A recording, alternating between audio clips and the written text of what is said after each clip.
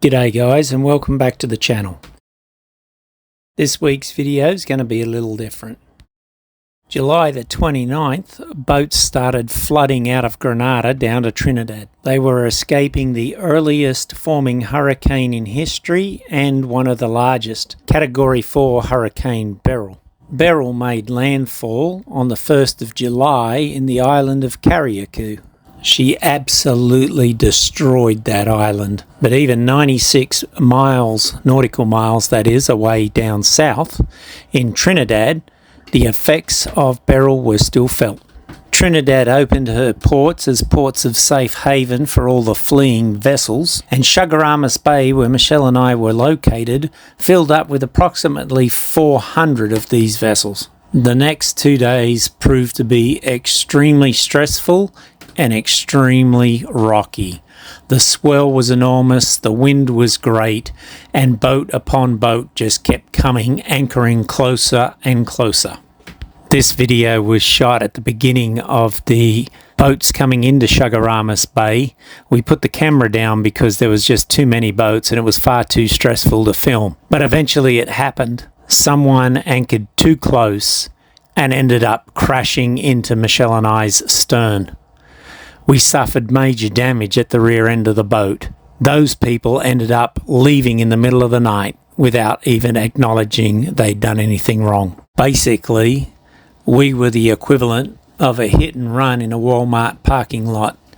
This segment's from the next morning. Michelle and I were so irritated and mad at what had happened the night before that we up-anchored and moved out of the swelly Chaguaramas Bay into what is known as Turtle Bay. The next evening, Michelle and I got our reality check. Yes, we'd been hit, but this poor guy had been caught up in Beryl and had barely made it to Trinidad. We'd been hit on the evening of the 2nd of July, and knowing that we had to haul out to be repaired, we decided that we would start doing some overhaul ourselves in order to get the boat ready. Here you can see us changing out our broken down and burnt out solar panels for brand new ones. The ones that we swapped out, the old ones, were 100-watt panels from Amazon that the previous owner had bought. We went to Budget Marine in Trinidad, thanks Budget, and bought 120-watt solar panels, brand new.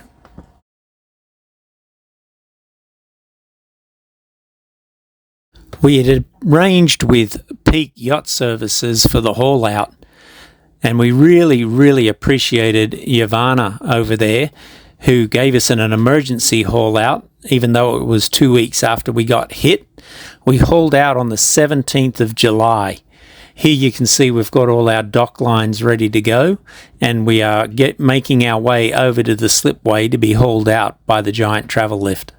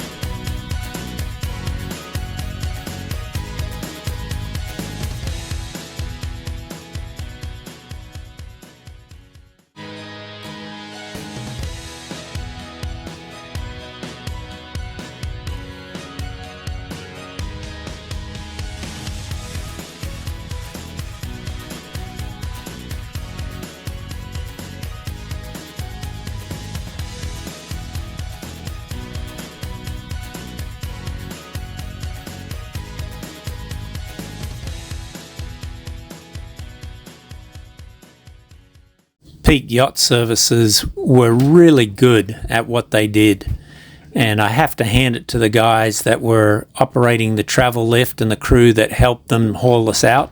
They were the consummate professionals, made us feel real comfortable for our first haul out, let us know everything clearly and easily. Michelle was great in tossing the lines to the guys on the dock, and we got hauled out with no dramas. But don't let it be said, your heart is in your mouth when your boat is up off the ground that far.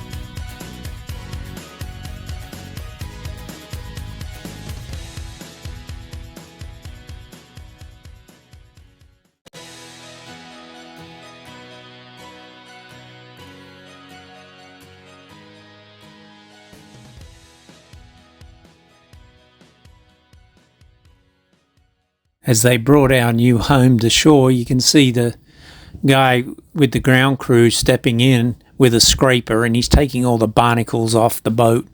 So we were scraped clean, ready to go on the hard, as they say.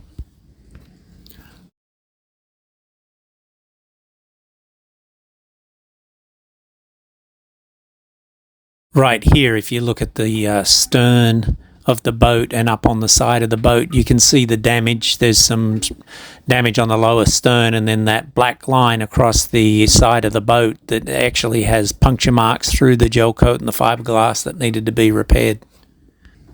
This was probably one of the biggest heart-stopping moments for Michelle and I. The travel lift brought our boat, Why Not, out onto the concrete apron, and then they backed this boat trailer underneath her and lowered her down onto the trailer after they raised the arms up to hold her steady. It was at that moment we really sucked wind as to whether or not she was going to stay upright.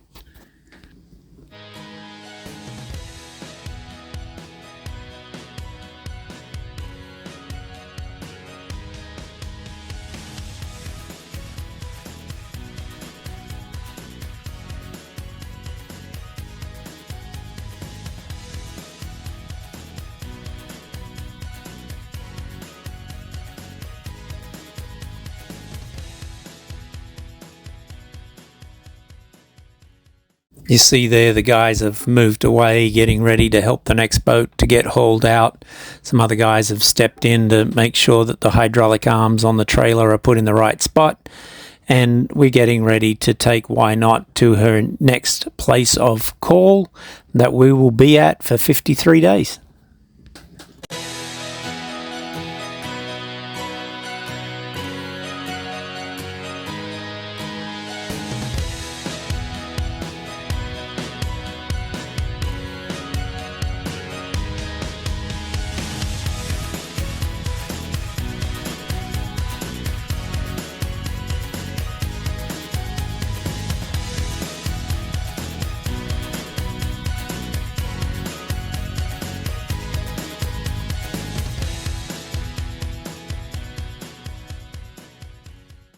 This walk had to be one of the most stressful 10-minute walks I've ever taken. We just walked along behind our boat as she was on the trailer being taken to this place that they were going to put her on the stands. As I said, these guys are professional, so Why Not was backed into a space. The stands were put underneath her, and we were made secure for the HUD. And here's something you don't see every day: Trinidadian ant protection. So when they put your boat on the hard, they rest it on the keel on these blocks, and on the blocks around the keel, and on every stand, you'll see this: a ring of grease. Yep, that's right, grease. And what's that there for? It's to stop the ants climbing up and getting on your boat and forming a home. That grease worked for 53 days. It kept the ants off our boat. Here you can see the damage that we're talking about. All the white gel coat's been taken off the stern of the boat, but if you look just in front of it, you'll see that the fiberglass itself has been cracked. All of that area had to be ground out and repaired. We'll get to a point here in just a minute. There it is, I'll zoom in on that. Yeah, they punctured the fiberglass right there, and that had to be repaired. And again, around this port light, all the gel coat and everything had been smashed up.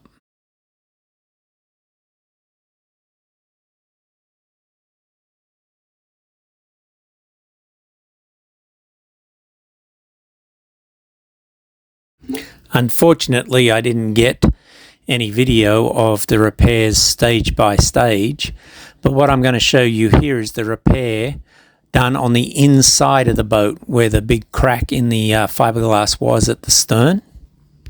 We hired a guy by the name of Michael Bascombe, and he was a great professional. Right there, if you look at the daylight, you see right there, that's how much gel coat and every fiberglass had to be ground off on the outside to effect the repair.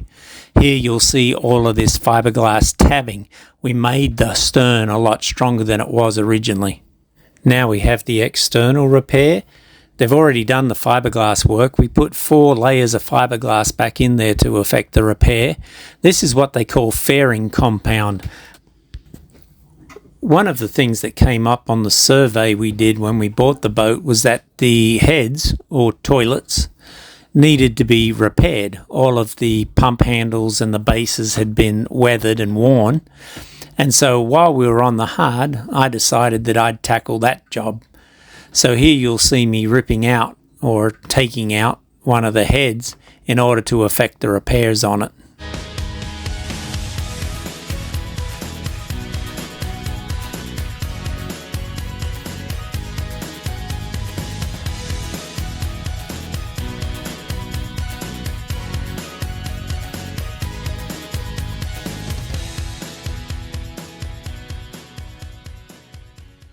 Here's the new toilet base, the new toilet pump, the new water inlet, and all the new seals and bolts in order to effect that repair.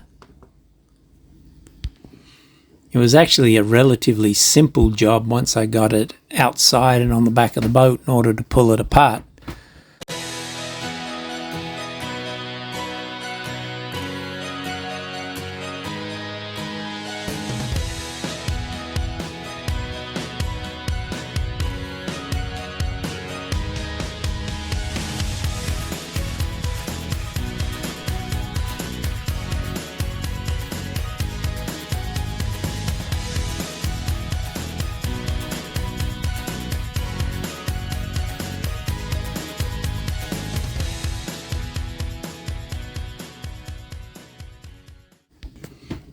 Those parts were no good, and here come the new parts. We're going to start with the water inlet, which actually gave me a little bit of trouble for quite a while. One of the things that you do with all your rubber components on the boat is you smother them in petroleum jelly. This stops the salt water from corroding them. So every rubber gasket, every rubber seal, you put a good smattering of petroleum jelly on it in order that it doesn't corrode quicker than normal.